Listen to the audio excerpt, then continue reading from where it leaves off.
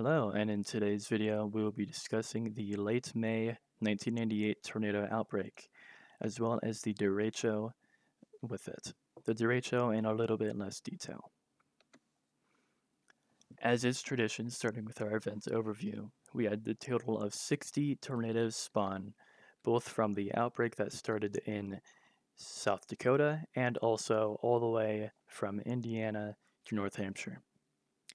New Hampshire, oh my goodness. In all, 13 were killed, 7 non-tornadic deaths, and 233 plus were injured. We had 18 tornadoes on May 30th, specifically in South Dakota. The remaining 42 would happen on the 31st, and like I said before, would occur from Indiana to New Hampshire. In total, over 2 million power outages would be recorded. Some would not have power for around 10 whole days.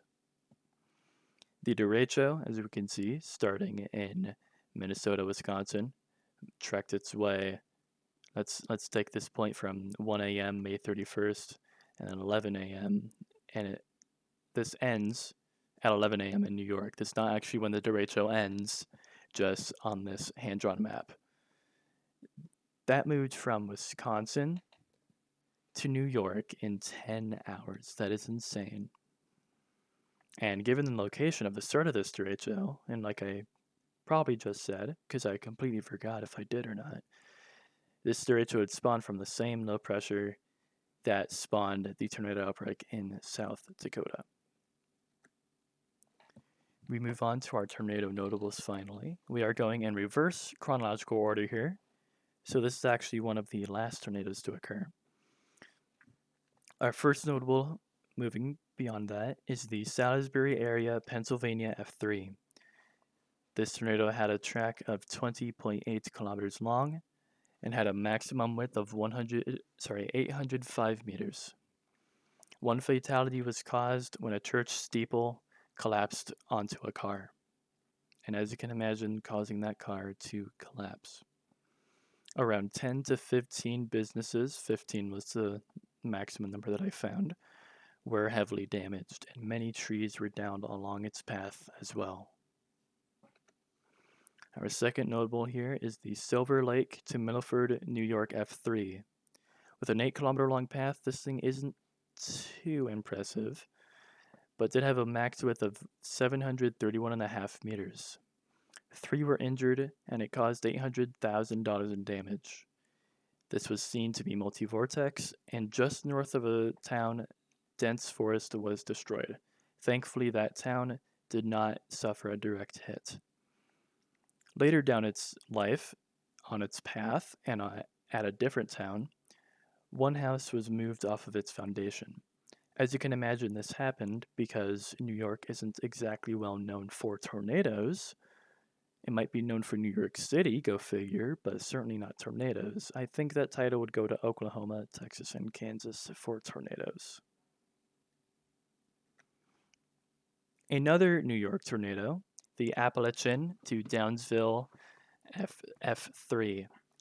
A very impressive trek of 99.2 kilometers.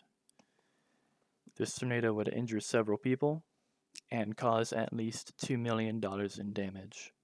It reached its maximum strength relatively late in its lifetime, so from that point before, it was mostly high-end F2.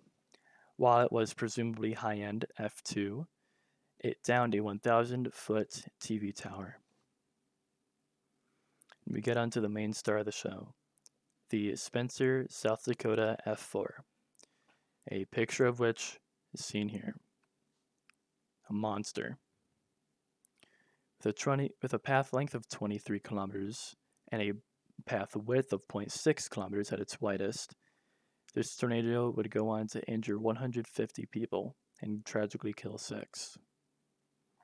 150 is just over half of the population of the town of Spencer at the time. DOW recorded winds of 354 kilometers per hour or 220 miles per hour only a few tens of meters above ground level. That's what AGL stands for. With maximum reported winds purportedly of 260. The entire northeast side of the town of Spencer was wiped away or severely damaged. Nearly all of the 190 structures, buildings from this town were gone. As a result, this tornado caused around $18 million in damage.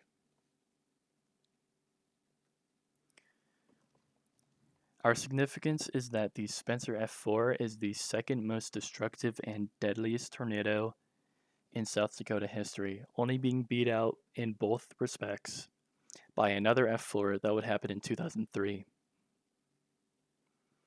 The Derecho would traverse 1,569 kilometers in 15 hours.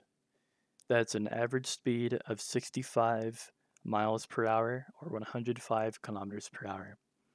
In all, both from the Derecho and from the tornadoes, this event caused $300 million in damage.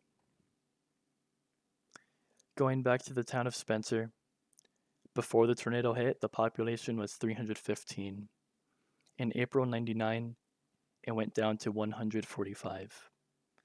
This tornado quite literally halved the town.